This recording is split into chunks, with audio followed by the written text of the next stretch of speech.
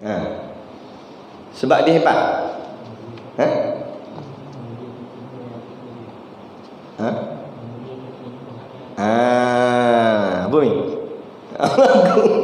Memuliakan ilmu yang ada pada dia.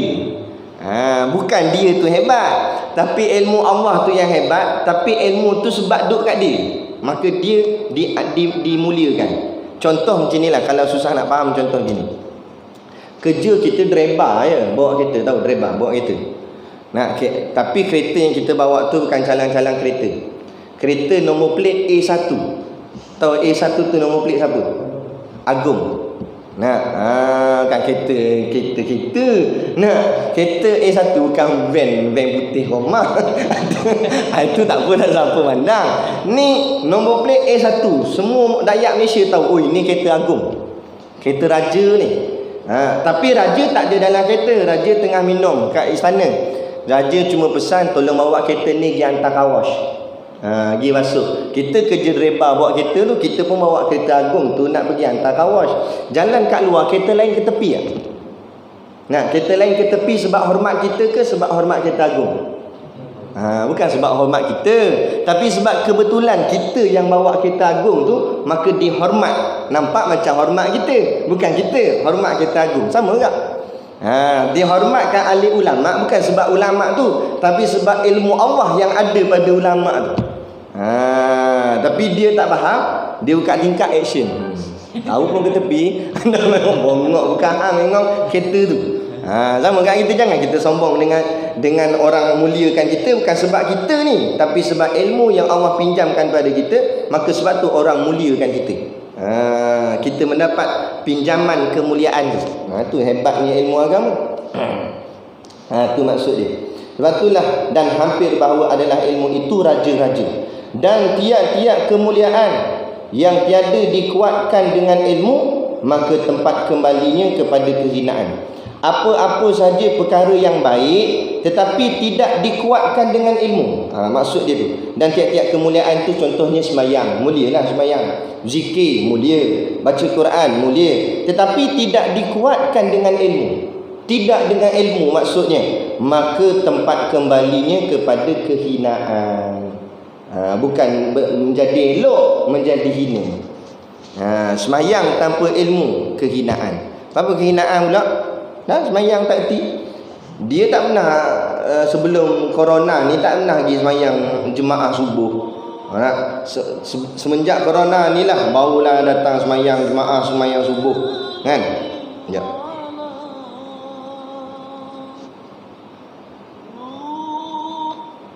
Jadi tak pernah pergi sembahyang jemaah subuh. Kena pula sekali tu dia semangat nak pergi sebab corona ni pasal, dan insah dah taubat, dia pergilah sembahyang kat masjid.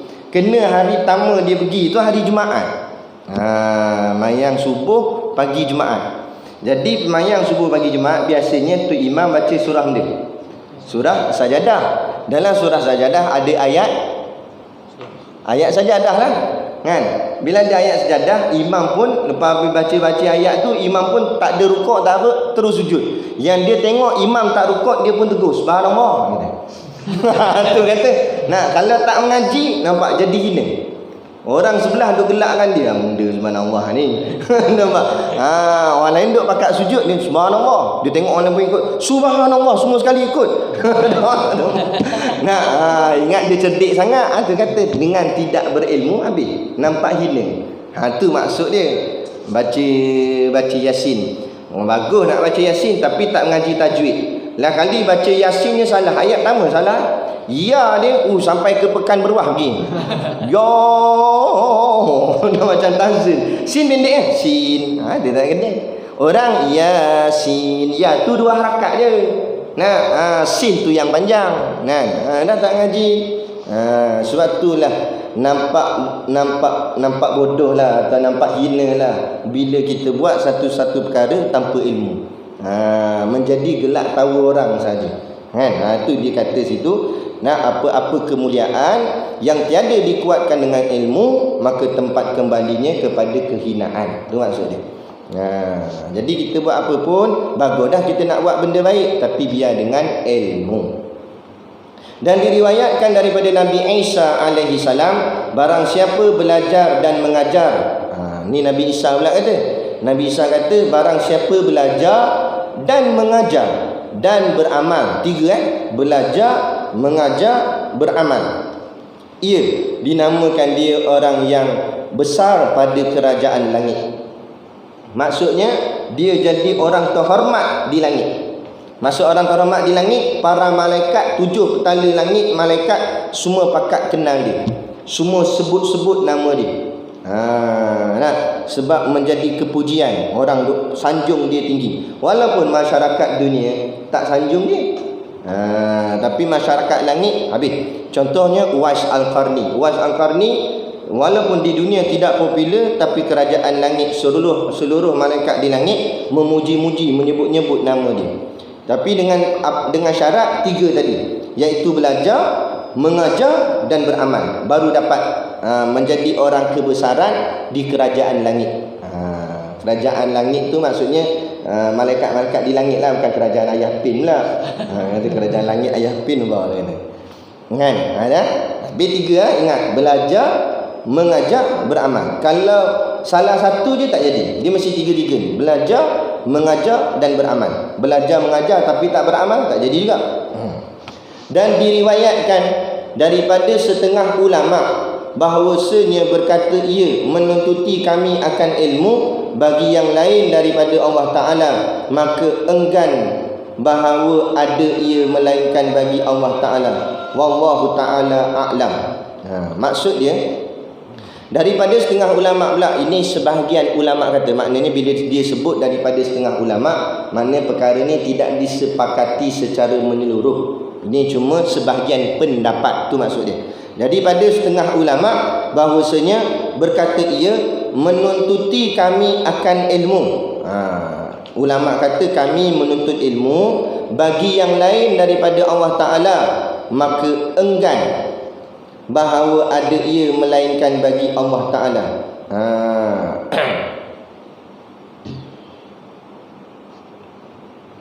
Maksudnya kalau dia belajar kerana selain daripada Allah Ta'ala, enggan dia, tak mau. Kalau tujuan belajar tu kerana dunia, tak mau. Ulama tak nak. Kata setengah ulama, melainkan apa pun yang dia belajar mesti kerana Allah Ta'ala. Maksudnya sini bukan setakat ilmu agama, ilmu apa pun, ilmu matematik belajar kerana Allah, ilmu sains belajar kerana Allah. Tak kiralah apa saja ilmu pun mesti belajar ianya kerana Allah Ta'ala. Kalau bukan kerana Allah, walaupun contoh ilmu matematik tapi bukan kerana Allah, tak termasuk dalam dikategorikan daripada golongan-golongan ulama. Golongan-golongan yang belajar tadi ini kerana semata-mata kerana Allah, tak masuk dalam kelebihan lah, maksudnya tak masuk dalam kelebihan yang disebutkan dalam riwayat kitab ni, dalam hadis-hadis dan sebagaimana yang kita baca sebelum-sebelum ni. Lepas tu hujung sekali dia kata wallahu ta'ala a'lam, dan Allah lah Ta'ala sahaja yang lebih mengetahuinya. Jadi itulah muqaddimah yang menceritakan tentang kelebihan ilmu, kelebihan mengajar ilmu, belajar ilmu dan semua yang berkait dengan ilmu. Jadi kita akan sambung nanti bab yang dia nak masuk mula-mula, iaitu ilmu usuluddin, yakni ilmu tauhid, ilmu akidah. Kalau kita khatam kitab ni nanti, insya-Allah kita mendalami ketiga-tiga jenis ilmu. Sebab dalam kitab ni semua ada. Tauhid ada, fiqh ada, tasawuf pun ada. Ini tak nak ngaji. Kemudian kita sambung kitab kita ni sikit. Qala al-muallifu rahimahullahu ta'ala wa nafa'ana wa iyyakum bi ulumihi fid dharaini amin ya rabbal alamin. Kata pengarang kitab, kemudian maka datang pula atas beberapa kaum yang menggunting akan lidahnya dan bibirnya dengan penggunting besi. Allahu akbar. Ini cerita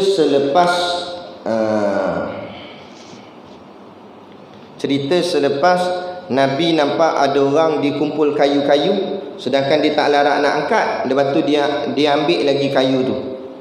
Ini jenis orang tamak, orang yang tamak, tamakkan jawatan dan pangkat. Kemudian Nabi jalan ke depan lagi, Nabi nampak ada beberapa kaum yang menggunting akan lidahnya. Dia ambil gunting, lidah ni ditarik, ada setengah riwayat kata ditarik dengan panjang sampai jatuh ke lantai, ada setengah riwayat kata begitu. Wallahu alam lah. Ditarik lidahnya kemudian digunting akan lidahnya. Dan bukan sekat lidah, dengan bibir-bibir sekali digunting dengan penggunting besi.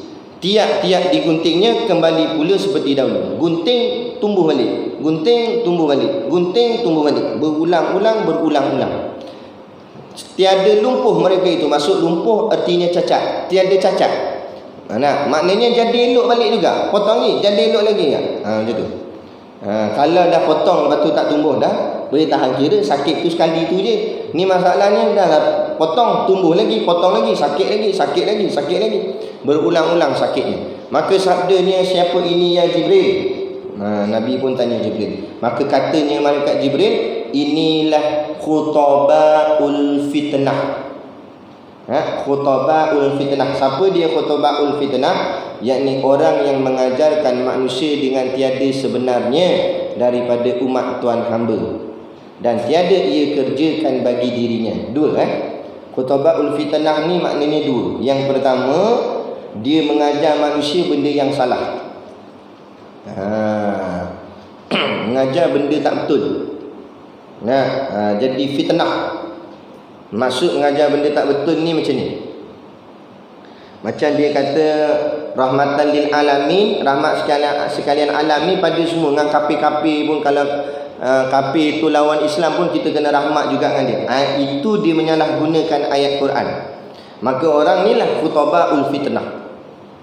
Dia menyebabkan orang tersalah sangka dengan makna ayat Quran yang sebenar. Lepas tu ulama mengharamkan kita yang bukan daripada bidang mufassirin, bukan dari kalangan mufassirin, bukan dari kalangan orang yang layak menafsir Quran, haram tafsir Quran sendiri. Jangan duk pandai-pandai reka kata ayat ni saya rasa maknanya ni. Mana boleh merasa-rasa. Jadi peringkat kita golongan ustaz-ustaz biasa ni, kita mesti cedok daripada mana-mana kitab tafsir. Kalau kita nak baca terjemahan dia, kita nak kata ayat Quran ni makna begini, makna tu ambil mana? Mesti ambil daripada salah satu daripada mana-mana kitab tafsir yang masyhur. Antaranya tafsir Pimpinan Ar-Rahman. Siapa ni yang punya? Tafsir Pimpinan Ar-Rahman ke, tafsir Nurul Ihsan ke, tafsir Ibnu Katsir ke, tafsir apa nama tu? Lupa dah. Tafsir Jalalain ke, tak kira lah. Asalkan ada tafsir yang kita rujuk, kerana kitab tafsir itu dikarang oleh orang yang layak menafsir Quran, dipanggil mufassirin. Maka kalau andai kata tafsirannya ada silap, kita tak dipertanggungjawab dah, sebab kita taklid pada dia. Kita bergantung pada dia. Jadi dia sajalah. Jadi sebab tu orang yang menafsir Quran tu berat tanggungjawab dia. Jadi jangan kita pandai-pandai sedangkan kita tidak layak. Jadi nak ni kita rujuk daripada mana kitab-kitab tafsir. Takut jadi inilah khutabaul fitnah, memandai-mandai nak mengajarkan manusia dengan tiada sebenarnya, maknanya mengajar benda yang salah. Itu yang pertama. Yang kedua, dan tiada ia kerjakan bagi dirinya. Maksudnya dia ajar orang suruh buat benda baik, tapi dia sendiri tak buat. Dia ajar orang benda-benda macam ni, tapi dia sendiri pun tak ikut pun. Yang ni pun juga termasuk dalam khutabaul fitnah. Jadi takut-takut ini, kalau cerita ni banyak berkait dengan kita semua lah, yang menyampaikan risalah agama ni, dakwah ni. Jadi hati-hati. Takut-takut kita lah yang menggunting lidah kita sendiri. Moga-moga tak masuk dah dalam ni. Na'udzubillah min zalik. Cumanya berhati-hati. Sebab tu Tok Guru pesan dah. Dulu Tok Guru pesan ke anak, kata walaupun entah dah mengajar jadi ustaz, tapi ingat-ingat juga, takut-takut sebelah kaki duduk dalam neraka dah. Maknanya supaya kita berhati-hati. Bukan dia doa kita masuk neraka, tapi hati-hati. Kerana kerja menyampaikan ni, dia macam duduk atas pagar je. Kalau tersilap langkah, dia boleh terjerumus ke dalam neraka. Tapi kalau langkahnya betul, dia, lepas tu kita cakap dah hari tu, masa ke atas kot, kita kata orang alim ini dia dua, sama ada dia orang paling cepat masuk syurga atau dia juga orang paling cepat masuk neraka. Itu orang alim. Kalau jalannya betul, dia paling segera masuk syurga, dia paling awal masuk syurga.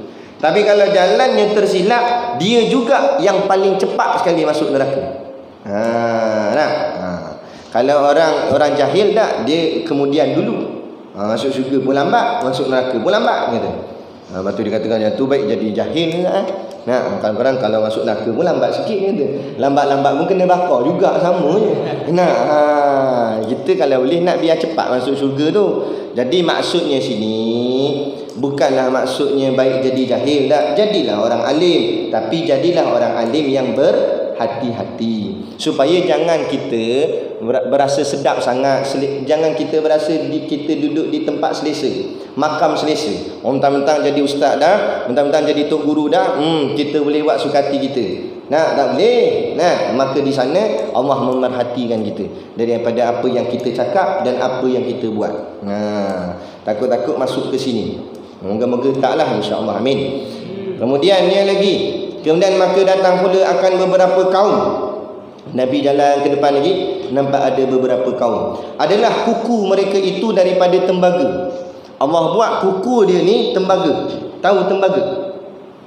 Dekat paip pondok kita tak pasti pakai paip apa. Pakai paip apa sini? Bukan? Plastik. Kepala paip tu.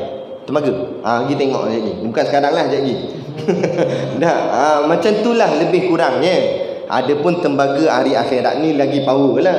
Tapi nak ceritanya, sebab apa disebut tembaga? Tembaga dengan besi tak sama. Besi ni dia ringan sikit, walaupun dia keras, tapi besi dia boleh kemek lagi. Main dengan tembaga, nak bagi kemek payah. Kalau ketuk dia bukan kemek dah, pecah terus. Maknanya dia keras sangat. Tu tembaga. Jadi bila disebut kuku dia dibuat daripada tembaga, bayang sungguh macam mana dia punya keras. Menggaru-garu mereka itu akan mukanya dan dadanya. Kuku dia panjang-panjang, lepas tu dibuat daripada tembaga. Dicakar-cakarnya muka dia dengan cakar-cakar dada dia, hingga keluar daging dan darah. Cakar tu habis keluar daging, darah nitik-nitik habis. Tiap-tiap digarunya kembali pula sepertinya. Lagi digaru, elok pula, garu lagi, elok pula, garu lagi, elok pula. Allahu Akbar.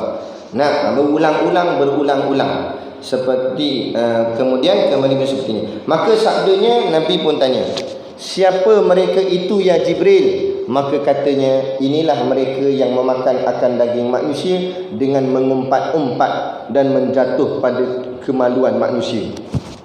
Bukan jatuh ke atas kemaluan.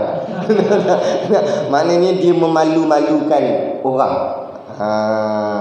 Tapi kalau gurau antara kawan-kawan, itu lain lah. Tapi apa-apa pun kita minta maaf lah kalau takut kawan kita terasa. Kadang-kadang kita gurau-gurau, sindir-sindir dia. Kalau sama-sama masuk air tak apa. Takut seorang masuk air, seorang lagi masuk api. Tak kena. Jadi disimpan dalam pun semua, akan dituntut nanti di hari akhirat. Kita akan garu. Bukan kita lah, orang lain. Orang tu dia akan garu muka dia dengan dada dengan kuku yang dibuat daripada tembaga. Keh ngumpat dengan keh mempersendakan orang.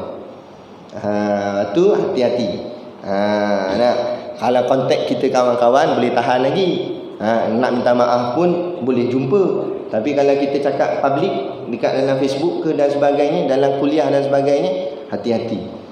Takut-takut nanti kita yang kena balik. Allah akan kenakan kita balik nanti di hari akhirat. Bukan kita lah, orang lain. Kita lagi asyik kita. Takut-takut situ. Kita ambil iktibar lah. Jadi jaga-jaga dalam tutur kata, perkataan. Tapi umpatnya ada dibolehkan, dikhususkan dalam kitab Sairus Salikin. Boleh buka kitab Sairus Salikin, Syekh Abdul Samad cerita apa benda umpatan yang dibenarkan. Umpatan yang macam mana tapi kita kena faham dulu apa makna mengumpat dan apa makna fitnah.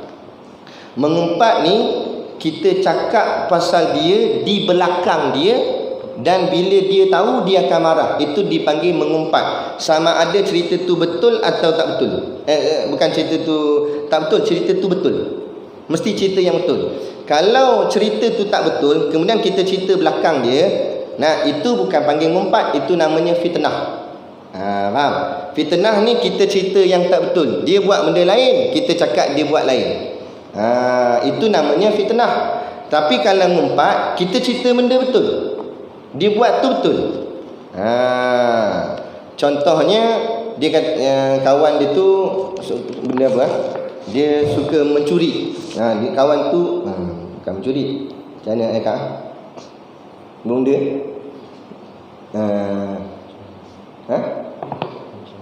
apa dia? Apa ni man? Tak nampak contoh. Kencing dalam seluar. Okey, mana? Satu lagi yang tak pakai tudung, boleh tak? Katalah contoh orang tu. Baguslah contoh mudah faham. Ke benar? Orang tu dia kencing dalam seluar, katalah contoh kawan tu kencing dalam seluar. Patutnya benda tu antara dia lah tahu, tak dia pergi cerita kat orang semua. Dan cerita tu pula di belakang kawan tu. Dan kalau kawan tu tahu, kawan tu rasa marah, maka jadi mengumpat. Tapi ulama kata kalau dia tahu dia tak marah, tak jadi mengumpat. Dia pun cerita dia kencing dalam seluar. Kawan tu pun cerita balik kat kawan tu, cakap dia mat cerita hang kencing dalam seluar. Memang aku kencing dalam seluar, aku suka. Memang selalu aku buat. Dia tak marah, tak jadi mengumpat, kata ulama. Betul ni.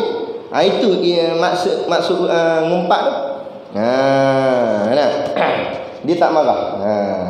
Contoh lagi, kawan tu hitam, contohlah. Tak kata siapa-siapa, contoh aja contoh.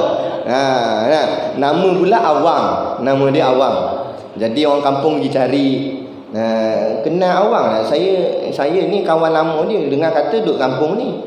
Lepas tu orang tu pun Awang mana? Awang hitam. Hitam-hitam tu nak. Awang hitam kata. Awang hitam kenal. Jadi dia sebut hitam tu, Awang tu marah tak? Awang tu tak marah sebab nama dia memang dah terkenal dekat kampung tu, nama dia Awang hitam. Dipendekkan Atam. Awang hitam, Atam. Contoh. Memang terkenal nama dia begitu. Bila orang panggil dia, Awang hitam, dia tak marah. Dia tak marah, tak jadi ngumpat. Tu tak dikira ngumpat. Tapi kalau sapu kata aku hitam, dia marah, baru dia panggil ngumpat. Contoh. Contoh. Tak kata siapa, contoh. Maksudnya macam tu. Biar kita nak faham lah. Sebab masa kuliah dulu pun tok guru buat contoh macam tu lah. Jadi itu ulang balik je. Jadi itu maksudnya mana tadi? Garu-garu tadi. Maka inilah mereka yang memakan akan daging manusia dengan mengumpat-ngumpat dan menjatuh pada kemaluan manusia. Itu maksud dia. Kemudian dia dah cakap diri dia makan pula daging kawan yang dia ngumpat. Orang dia ngumpat tu dia makan daging. Lepas tu kita kalau ada terasa ngumpat siapa-siapa, cepat-cepatlah kita minta maaf. Ataupun kalau kita dah tak ingat masa raya tu, kita minta maaf sungguh-sungguh lah. Jangan main kosong-kosong ni. Kosong-kosong lah. Apa yang kosong tak tahu lah. Nampak? Jadi cakap betul-betul. Kalau aku ada silap-silap dulu, ataupun benda yang hang tak tahu, aku ada tengumpak hang ke apa ni, jadi aku minta maaf lah. Kawan tu kata, memang ada ngumpat aku ke? Tak, kalau ada lah. Kalau ada aku nak tumbuk hang dia. Contoh. Tapi kena clear lah, barulah benda tu terpadam. Kalau tak, benda tu selagi mana, ulama kata selagi mana kita tak nyatakan kesalahan tu, selagi itulah tak terpadam. Contoh kita kata minta maaf lah. Minta maaf atas apa? Tak clear ni. Kena minta maaf apa dia? Ngumpat ke, aniaya ke, kena sebut. Kalau kita ingat satu-satu, sebut spesifik dia satu-satu. Dalam kitab Hidayatul Salikin ada sebut. Tapi dengan syarat tidak memudaratkan diri. Kalau kita minta maaf dengan kita sebut satu-satu tadi menyebabkan orang tu akan pukul kita, maka baru dilonggarkan tak boleh sebut. Jangan sebut sebab akan memudaratkan diri. Tapi sekiranya memudaratkan, tapi kalau kawan kita jenis dia okey, dia tak pukul kita, nyatakan dia lah supaya clear benda tu, supaya terangkat sungguh diampunnya. Sebab apa? Dosa dengan makhluk bukan maksudnya Allah tak ada kuasa untuk mengampunkan, tapi Allah serah pada makhluk tu sendiri untuk ampunkan. Dosa dengan Allah boleh direct dengan Allah minta ampun, Allah Maha Pengampun. Tapi dosa dengan makhluk, selagi makhluk tu tak ampun, selagi itulah benda tu masih lagi kekal dosa. Walaupun dia jadi ulama besar dah, akan juga diperhitungkan nanti di hari akhirat. Lepas tu kena klik. Tak payah kata dengan manusia, dosa dengan binatang akan diambil kira. Dosa dengan pokok tumbuh-tumbuhan akan diambil kira. Kemudian maka datang pula atas satu lubang yang sempit mulutnya. Yang ni boleh buat modal dalam kuliah ceramah. Ni kisah ni. Nabi nampak ada satu lubang yang kecil, bukan mulutnya tapi maksudnya ruang lubang tu kecil. Sempit mulutnya, ruang lubang tu kecil. Maka tiba-tiba keluar daripadanya lembu jantan yang besar. Lembu tu besar, jenis lembu balik gym ni lembu. Tahu, lembu sadar ketul-ketul. Keluar daripada lubang yang kecil tu. Lubang tu kecil sangat. Kita bayangkanlah lubang tu kecil, tiba-tiba lembu keluar ke situ. Lembu besar lah tu keluar. Lepas tu apa jadi? Maka jadilah ia berkehendak kembali masuk kepada lubang itu. Bila lembu tu dah keluar daripada lubang kecil tu, lembu tu patah balik, nak masuk balik. Bila nak masuk balik, dia sondol-sondol, tiada dapat lagi, tak boleh masuk. Tadi dia keluar daripada lubang kecil tu lepas, tapi bila nak masuk balik, tak lepas. Jadi peristiwa tu Nabi tengok lembu tu duduk sondol lah, tapi tak boleh masuk. Sondol juga tak boleh masuk. Maka sabdanya, apa ini ya Jibril? Maka katanya, inilah seumpama seorang lelaki daripada umat Tuhan hamba berkata-kata dengan satu kalimah yang amat besar daripada yang dimurkai Allah Ta'ala, kemudian maka menyesal ia, maka tiada kuasa mengembalikan lagi. Maksudnya umat Nabi Muhammad akan ada di antaranya itu mereka yang bercakap terlampau, orang cakap apa, sangat, sombong sangat, cakap besar sangat, sehingga nak patah balik dah tak boleh. Tak boleh patah balik lah. Minta ampun pun payah. Payah. Maka dia akan jadi nasib macam lembu ni. Tak, dia keluar lubang kecil boleh, nak masuk balik tak boleh. Contoh, kita kata semayang lah. Nanti kena bakar dalam api neraka ni kalau tak semayang. Alah, dia kata neraka api pun aku siram air padam lah. Dia buat gurau je, tapi cakapnya tu melampau. Walaupun bergurau, maka patah balik tak boleh dah. Sebab cakapnya melampau sangat. Sebab tu nak bergurau ada tahapnya juga. Jangan sampai melampau dalam bab agama. Bergurau dalam benda lain tak apa. Bergurau bab-bab neraka, syurga, neraka, bab agama tak boleh. Nak cakap terlampau terlampau sombong, terlampau besar sangat, maka tak boleh nak patah balik dah. Dan bila tak boleh patah balik, Allah akan teruskan menjadikan dia semakin sesak dan semakin sesak dan semakin sesak. Cakap dengan penuh sombong, mana boleh patah balik dah kalau kita tengok orang jenis cakap gini. Lepas tu jangan sampai ke tahap gitu. Nak cakap, nak bergurau, hati-hati, jangan berlebih-lebih. Lepas tu lah, sebab tu orang tua dulu kata apa? Baik berpada-pada. Lepas tu kalau kita faham, baik ni buatlah baik banyak mana pun. Tak, orang tua kata baik berpada-pada. Apa maksud berpada-pada tu? Maknanya kalau kamu nak sonok ke, kamu nak apa pun, jangan melebih-lebih sangat. Takut-takut tersalah adabnya, tersalah caranya. Mana biar pada-pada sudah. Gitu. Kemudian kita berhenti sini. Kita akan sambung. Maka antara adalah berjalan, tiba-tiba diseru oleh yang menyeru pada pihak kanannya. Kemudian Nabi jalan lagi, tiba-tiba ada yang memanggil Nabi. Siapa? Kita akan tengok, akan datang episod seterusnya.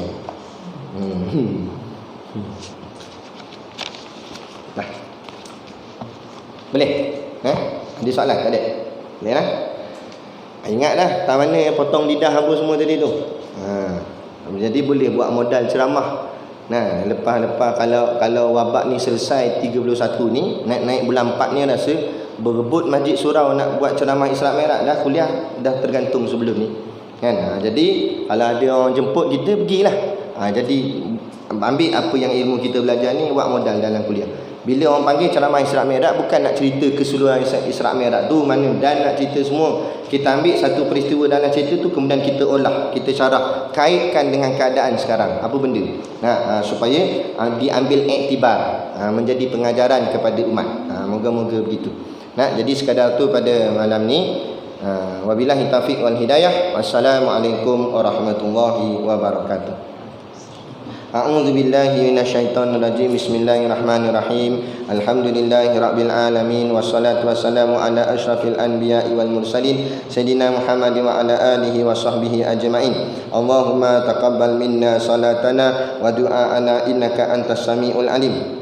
وتب علينا إنك أنت التواب الرحيم اللهم اجعل ديننا دين النبي محمد صلى الله عليه وسلم وإسلامنا إسلام المسلمين وإيماننا إيمان المؤمنين وصلاتنا صلاة الخاشعين وأعمالنا أعمال الصالحين ونيتنا نية المخلصين وذنوبنا يا الله ذنوب المستغفرين وحياتنا حياة العلماء وموتنا بموت الشهداء وادخلنا الجنة مع الأنبياء عليهم الصلاة والسلام اللهم بحق الفاتحة وسر الفاتحة يا فارج الهم ويا كاشف الغم يا من لعباده يغفر ويرحم يا دافع البلاء يا الله يا دافع البلاء يا رحمن يا دافع البلاء يا رحيم ادفع عنا الغلاء والبلاء والوباء والفحشاء والمنكر سيوف المختلفة وشدائد والمحن ما ظهر منها وما بطن من بلدنا هذا خاصة ومن بلدان المسلمين عامة إنك على ما تشاء قدير وصلى الله على خير اللهم بارك لنا في رجب وشعبان وبلغنا رمضان وصلى الله على خير خلقه سيدنا محمد وعلى آله وصحبه وسلم سبحان ربك رب العزة عما يصفون سلام على المرسلين والحمد لله رب العالمين آمين يا رب العالمين تقبل الله منا ومنكم تكبير الله